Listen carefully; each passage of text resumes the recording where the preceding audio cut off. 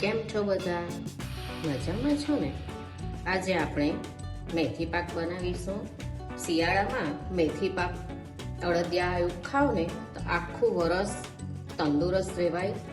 આ મેથી ડાયાબિટીસ માટે પણ એટલી જ ગુણકારી છે અને સાંધાના દુખાવો, કમર દર્દ અને પ્રેગ્નન્સી વખતે સુવાવડ થાય ને પછી આ લાડુ બનાવીને ખવડાવતા હોય છે. એટલા જ આ મેથી આપણે માટે ગુણકારી છે. મેથી આ રીતે બનાવીને ખાજો અને આખું વરસ તમે તંદુરસ્ત રહેશો. એને માટે મેં મેથી લીધી છે 100 ગ્રામ. તેને મેં મિક્સીમાં પીસી અને એનો પાવડર બનાવી લીધો છે અને દૂધમાં એને 4 કલાક માટે મેં પલાળી રાખી છે. આ રીતે તમે પણ આ રીતે મિક્સીમાં પીસીને, બજારમાં એટલે માર્કેટમાં તૈયાર પાવડર પણ મળે છે તો તે પણ તમે લઈ શકો. 100 ગ્રામ ગુંદર છે, 100 ગ્રામ ઘઉંનો કરકરો લોટ છે, અડદનો 50 ગ્રામ કરકરો લોટ અને 2 ચમચી ચણાનો લોટ લીધો છે અને આપણે કોપરાની છીણ છે, ડેસિકેટેડ કોકોનટ આ 50 ગ્રામ લીધું છે. કાજુ બદામ પણ તમારે તમારા ટેસ્ટ પ્રમાણે તમે લઈ શકો. સૂંઠ અને કંઠોળા 2 ચમચી લીધા છે. 300 ગ્રામ ઘી છે મારું અને 300 ગ્રામ ગોળ છે. ગોળ પણ તમે 300 થી 350 ગ્રામ જેટલો તમારે લેવું હોય ને તે પ્રમાણે લેવાનું. આ મેથી પાવડરને મેં દૂધમાં પલાળીને મારા 4 કલાક થઈ ગયા છે. આ મેથી પાવડર પલાળવા માટે પણ મેં 100 ગ્રામ જેટલું દૂધ લીધું હતું અને જોવા 4 કલાક પછી એ આ રીતે ફૂલી ગઈ છે આપણો મેથીનો પાવડર. આપણે પહેલા મેથી પાવડરને શેકી લઈશું. આપણે પેન લઈ લીધું છે, ઘી લઈ લઈશું. ઘી આપણું મેલ્ટ થાય એટલે આ આપણે મેથી દૂધમાં પલાળી હતી ને તે લઈ લઈશું. આ રીતે તમે કરશો ને તો મેથીની કડવાશ થોડીક ઓછી લાગશે અને નાના બાળકો પણ એને ખાઈ શકશે.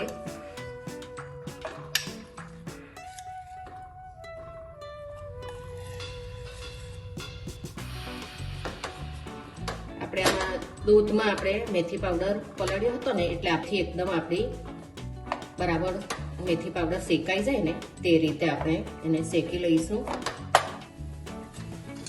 આપણો મેથી પાવડર જો થોડોક ડ્રાય થવા માંડ્યો છે.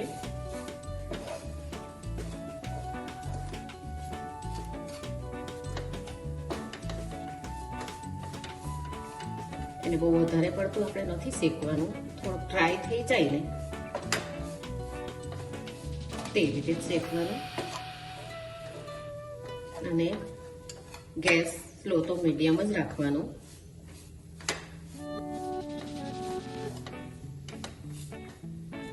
આપણો મેથી પાવડર ઘીમાં એકદમ સરસ શેકાઈ ગયો છે અને જો એકદમ આ રીતનો થવો જોઈએ. એટલે તમારે ગેસ બંધ કરીને એને એક થાળીમાં કાઢી લેવાનું. પેનમાં પાછું આપણે ઘી લઈ લઈશું. આપણું ઘી ગરમ થઈ ગયું છે. આપણે એમાં બદામ શેકી લઈશું. એમાં કાજુના ટુકડા પણ લઈ લઈશું. થોડો કલર બદલાય એટલે આપણે કરી લઈશું. ડ્રાયફ્રૂટનો તમારે જેટલા લેવા હોય ને તે પ્રમાણે લેવાનું. પ્રેગ્નન્સી માટે તમે બનાવતા હોય તો ખસખસ, મગજતરીના બી અને કોપરાનું પ્રમાણ વધારે રાખવાનું. આપણે કાઢી લઈશું અને આપણે ઠંડા થાય પછી મિક્સરમાં એને થોડા કચરા કાઢી લેવાના છે. હવે આ ગુંદરને આપણે થોડો તરી લઈશું. થોડો જ નાખવાનો.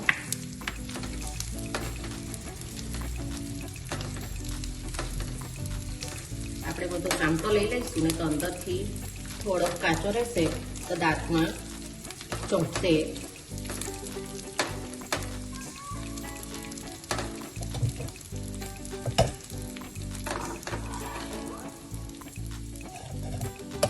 તમે આને આખો પણ લેવું હોય ને મેથી પાકમાં તો લેવાય. હું થોડું કચરું એને ક્રશ કરી લઈશ. આપણો ગુંદર પણ તળાઈ ગયો છે. એને માટે પાછું મેં 2 ચમચી ઘી લીધું હતું. હવે આમાં 1 ચમચી જેટલું ઘી છે. એમાં આપણે આ કોપરાને પણ શેકી લઈશું.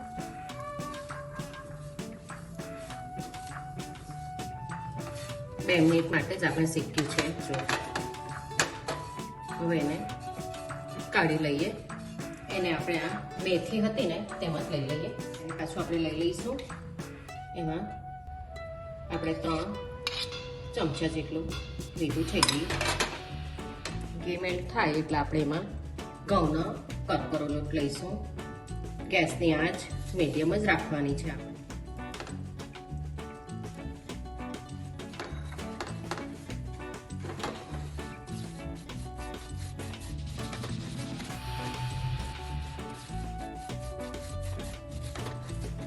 ઘઉંનો લોટ એકદમ બરાબર મિક્સ થાય પછી આમાં અડદનો લોટ લઈશું. 1 ચમચી પાછું લઈ લઈશું. હવે આપણે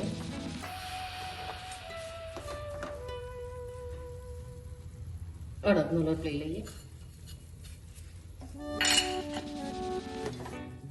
એને પણ બરાબર મિક્સ કરી લઈએ.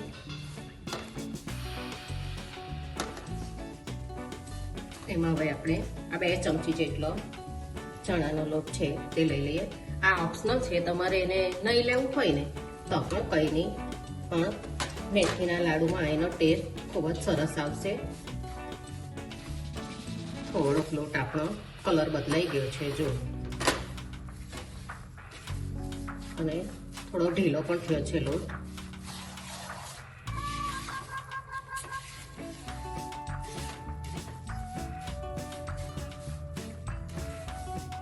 આપણે ગેસની ફ્લેમ ધીમી જ રાખવાની. ફૂલ ગેસ આપણે નથી કરવાનું. આપણો લોટ બરાબર શેકાઈ ગયા છે. ઘરમાં સરસ સુગંધ પણ આવી રહી છે. ઘી પણ બધું છૂટું પડી ગયું છે.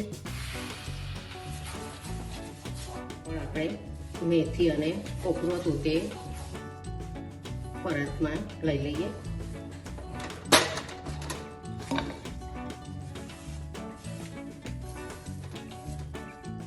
આપણે એક મિક્સર જારમાં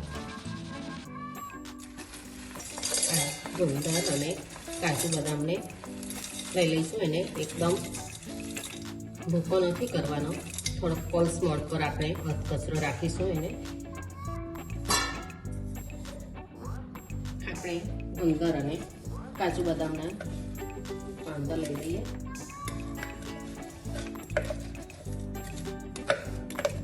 એક પેન લઈ લીધી છે.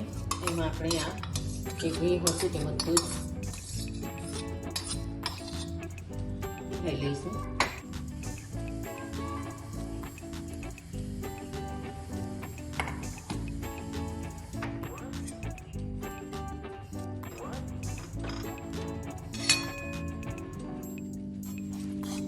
જો ગોળ આપણો એકદમ સરસ પકડી ગયો છે. આપણે કાળા નથી કરવાનો. એક પણ ગાંગડા અંદર રહેવા જોઈએ નહીં. બધું જ મેલ્ટ થઈ જાય એટલે આપણે ગેસ બંધ કરી દઈએ અને આ સૂંઠ ગંઠોડાનો પાવડર હતો તે લઈ લઈએ.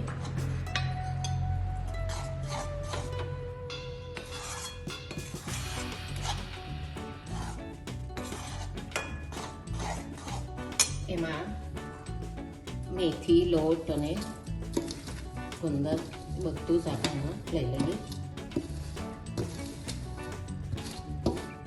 બધું એકદમ સરસ મિક્સ થઈ ગયું છે. હવે આ એક થાળીમાં મેં ઘી લગાવી દીધું છે. તેમાં આપણે આ લઈ લઈશું. તમે એના લાડુ પણ બનાવી શકો. થોડીક બદામની કતરણ લઈ લઈશું અને એને 2-3 કલાક માટે રવા દઈશું. મેથી પાકમાં આપણે 3 કલાક થઈ ગયા છે. આ રીતે મેં કાપા પાડી લીધા છે. હવે આપણે એને કરી લઈશું. આપણે આ સાઈડ પર છે તેને પહેલા કરી લઈશું.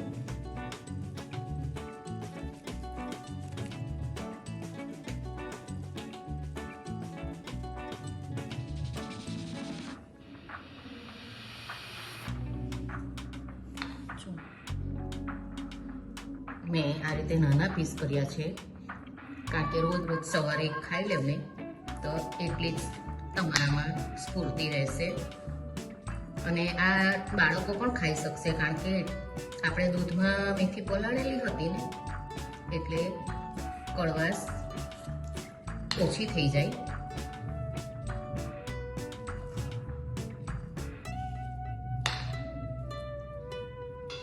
એકદમ સરસ એના કટકા પણ પડે છે.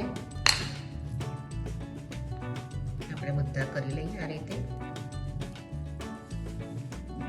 મેથી પાક બનીને તૈયાર છે. મેં 300 ગ્રામ ઘી લીધું હતું કારણ કે મેથી ગરમ હોય છે, મેથીની તાસીર એટલે થોડું ઘી વધારે હોય ને તો સારું લાગે.